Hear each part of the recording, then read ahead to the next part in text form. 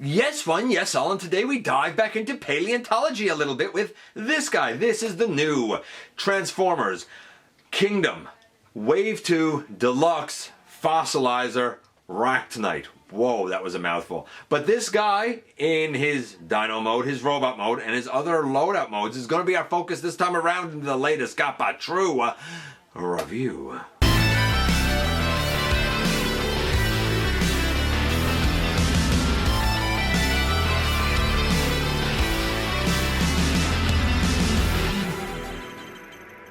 Hey one, hey all, I'm your host, your most humble of hosts, Dennis Moulton, aka Gotbot. As always, man, please like, comment, share. Of course, subscribe, and while you're at it, light them up, baby. Hit that notification bell, please. It helps me out a ton. It lets you know when content of all sorts goes up here on the channel. Check out Machinery of Man, the Everything Factor, all the groups that I'm either a mod or an admin for. All those links are in the description. Check me out all across social media. All those links, you guessed it, in the description. And if you're in a position to help the channel to grow, you can use the donate link. Check us out on Patreon. See what we offer to you through Teespring. Or, of course, hit the join button right here on YouTube to become a channel member. And this is Ractonite. Look, I get it, man. A lot of people are going to look at this guy. A lot of people are going to look at Paleotrax. A lot of people are going to look at Vertebrake, and they're going to say, yeah, no, not for me. I dig these guys. I don't know how they're going to fit in fiction. I don't know what their fiction is supposed necessarily to be. It looks like they're all going to be Predacons. Cool. We could use more bad guys. Why not? Yeah, I'm fine with that. Ractonite being a bad guy, Paleotrax being a bad guy. Yeah, cool. Not a problem there. I'm sure Beast Wars Megatron would be happy enough to have more followers, even if they are boney, spiky guys. I like the Triceratops mode here. The robot mode is wild. And his loadout modes, varying degrees of success. So without any further ado, how about we look at all of that when we head over to the table and take a closer look at this guy. And man, I'm not even going to pretend that I don't like fossilizers, because I really do. I dig them. They're weird, for sure. I mean, this guy is both tubby and boney all at the same time. These are brand new characters. I know nothing about the fiction for these yet. I don't know if anybody does. It does not scream Transformers. But I want to support this because we as fans are always calling and clamoring for something new and different. I don't need 100 more Optimus Primes. I already got some. You know who I don't have? Ractonite. But before we get into him, let's look at that packaging first. And it's fine Kingdom packaging. I like the fossilized dinosaur look here. And up here, the guy is going to be a Predacon. He has a Predacon logo on him, but it's... I don't know. Where it is and stuff is it's like it was put in as an afterthought or something to me. You will see in a bit. This here is what it is, and the product images on the back, they are what they are, of course. He will have some loadouts. I like him as a robot. I like him as a dinosaur. I don't really like his loadouts, but we'll see him anyway. Just out of interest sake, kind of down under his rib cage, more toward his back. That's where we have the Predacon logo, and it looks more gloppy. To me, it's weird. The way it's applied is weird.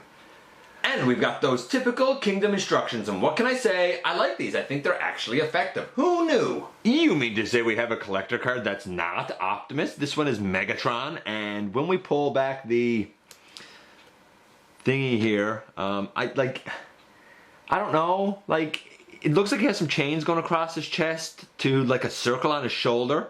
I guess it's supposed to be indicative of either our little core class lad or maybe the spoiler pack version. I don't know. Anyway, it's Megatron. Now, where was this crazy weirdo when we done the countdown for asymmetrical Transformers a little while ago? This guy would have fit all to pieces. Just saying. Here he is next to Paleotrax. Okay, I guess they're a team, I suppose. I don't have Vertebrake here. Vertebrake is another one. And I love her. I think she's tremendous. So, Paleotrax I looked at in episode 812. For the record, I did look at Vertebrake in episode 815. So far, I've been loving these. Yeah, they're weird, they're different, but that's part of the glory, I think. In terms of looks for the guy, 10, because we don't have anything really to compare to ever, because it's a brand new character, so I guess we'll say 10. What else are you supposed to say? You know, some people are going to look at this and say, that looks like a nothing. I'm not giving that a 1. But like 10, we don't have anything to compare to. It's a new character. Articulation for the guy. The arms, or this arm can go all the way around and like all the way up and all the way out. So, it's so weird. It's so weird. We do have a bicep rotation. We do have 90 degrees, I guess. We'll call it 90 degrees at the arm. This is his one accessory. It goes over a peg that's there. Doesn't really have hands per se. The head goes left, right, up, and down a little bit with a peg hole, or sorry, a peg on the top of the head no less. And a shield here that can come down over his face. Then we get to this side over here. I mean, the arm goes all the way out again. This moves. By the way, this whole top piece can actually come off. I don't know where to put it when you take it off, but it can. Well over 90 degrees at the elbow. Swivel. A peg here. Waist on the guy. The legs can go back. They can go forward. Splits all the way out to the side. Thigh rotation. Gosh, get that down. We have a knee, though the knee feels low. I'm not going to lie. The knee feels low, or it does to me. And then we have like a really deep ankle tilt, but the ankle tilt feels a little high. So like his lower leg feels weird, I guess, to me. But like, I guess all the articulation is there for what you could possibly want from this guy. I suppose he stands fine enough. The feet are a bit small, but he stands fine enough. I think he stands a bit better than Paleotrex, if I'm perfectly honest with you. I don't know. I guess we'll say the articulation, like, I feel like I can do anything I want with him. Honestly, I don't feel anything is hindered. I guess we'll say, I wish he had hands. 9.5. We'll say 9.5, because I do wish he had some semblance of hands rather than just these pegs. It's kind of like people experience with Rook, if you remember Rook from Combined Wars. A lot of people said, like, his hands are there, but they don't really feel like hands. Same thing here. Like, I guess the claws or the hooves are supposed to be his hands, but like, they don't feel like hands. Okay, so let's get into the transformation, because we've already got, like, I'll say good marks, good scores for his look and his articulation. The transformation is extremely Transformer-esque. If you don't like that, you ain't gonna like this guy. I do. But there's a fair amount to it, to be honest with you. So we begin really by, we're gonna take that entire waist section off, and we're just gonna lay that to the side for now. I'm not following the instructions really, because no. So we take the waist off, we pull that down over his eyes, we take that section off over here, then we pull out the arms. Here's why I take the waist off, because I have a tendency to put these arms in the wrong place. There's 2 pegs down on the bottom of his tummy, I guess we'll say. We put one in there and we kind of chicken leg it. We take this other one and we put it in there, and again, we kind of chicken leg it. We pull that off the side and we pull that shoulder off the side. And this is kind of like the main torso section that we're gonna have. The head, we can put that on now as well, if we want. There's the head on. But we got to deal with like the shoulder section of stuff that we took off and that waist section. So this was one of the shoulders, and I guess it's his lower spine.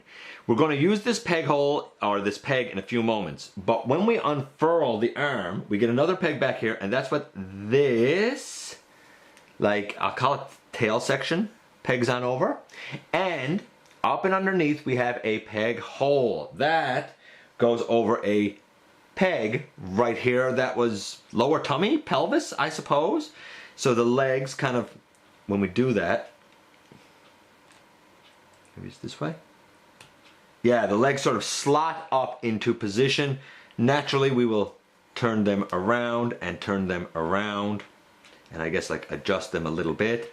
And this is like the back end of the dinosaur. Maybe it's supposed to go more like this.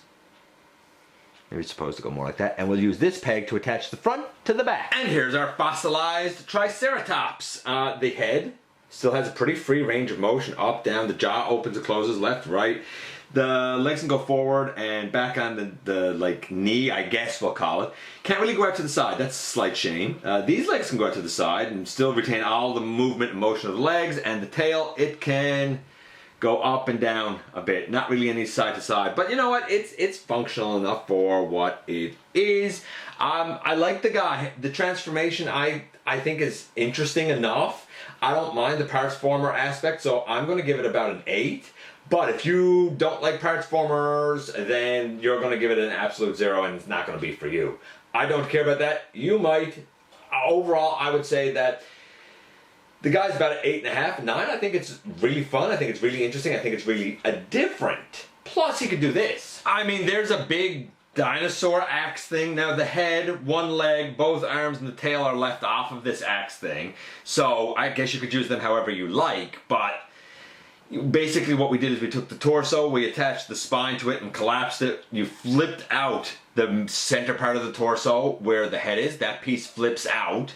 And then you use one leg and there's a peg up in the body where a peg hole goes over, and then using the peg hole on the bottom of the foot, you take the pelvis, you straighten out both hips, you attach the pelvis into the foot, and then put the other, like, I guess pelvis, like, hip peg into the hand of whoever you'd want to put it into. By the way, you might notice that on my Huffer, I colored the silver on his arms and I colored his hands silver because they're supposed to be silver.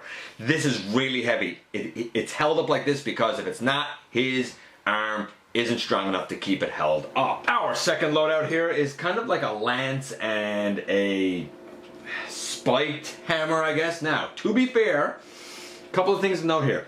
The lance is the head of the dinosaur with one of the arms put in there and this piece just left on the arm. This horn is not supposed to be here. It's supposed to come out and it's supposed to go into the top over right here, and then we have the other two horns put there. They were the two horns that were up on the top of the head. And then we have really the pelvis section kind of attached so it becomes the handle. But this horn right here, I cannot get it out for the life of me. I don't know if it's glued in or just tight tolerance or what. I've done everything to get it out. I cannot absolutely get it out. Again, if you like a lance and a spiked hammer, cool. And then there's one more loadout. I think it's the most successful one, and it looks like this. And man, I know it's weird. Again, it looks like using the spine and the head, it looks like he has two bone shields on his arms.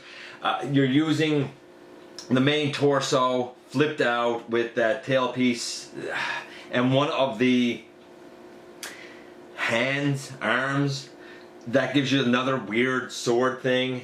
You use the other hand arm and the pelvis and the two legs to give over the shoulder spikes, I suppose.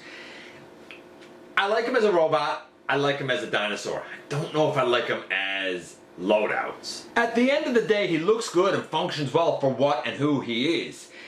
But he's going to be really out there, maybe too out there for some people, and they're going to end up passing him over. I think that's a shame, because I think, as well, if this guy gets the right personality, the right characterization, he could be one of those who ends up kind of sliding in under the radar to get a cult fan following at some point.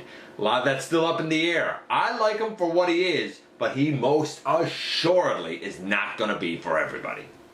And here we are, and here he is, and like, I dig it. I dig it. I dig it for Dino mode. I dig it for Robot mode. The loadouts I'll probably never ever in a billion years do. It's not for me. I like the weaponizer loadouts. They still feel futuristic and whatnot. But with these Dinolets, I think that they were fine just being like Dino Fossil lads, I don't think they necessarily needed the loadouts. I think Paleotrex's loadouts are more successful than this guy's. I do like the molded detail. I do like the paint. I like everything about it. I'm in for these guys. They're not for everyone, and they're wild, and they're out there, but they're definitely something new, and they're definitely something I support. Let me know what you think about Ractonite. Do you like them? Do you not like them? I appreciate you guys coming by, giving me some of your extremely valuable time. I do know how important it is to you. If you're in a position to help the channel to grow, you can use the donate link. Check us out on Patreon. See what we offer to you through Teespring, or of course, hit the join button right here on YouTube to become a channel member, baby. And while you're at it, hit the subscribe button, stick around, have some fun with us here on the channel. Don't forget that somehow, some way, each and every single day, you do make a difference. And I look forward, baby, to the next time that you and I get together to have another visit, either in the live streams, at the stop motion premieres, or the old fashioned way, right here inside the videos.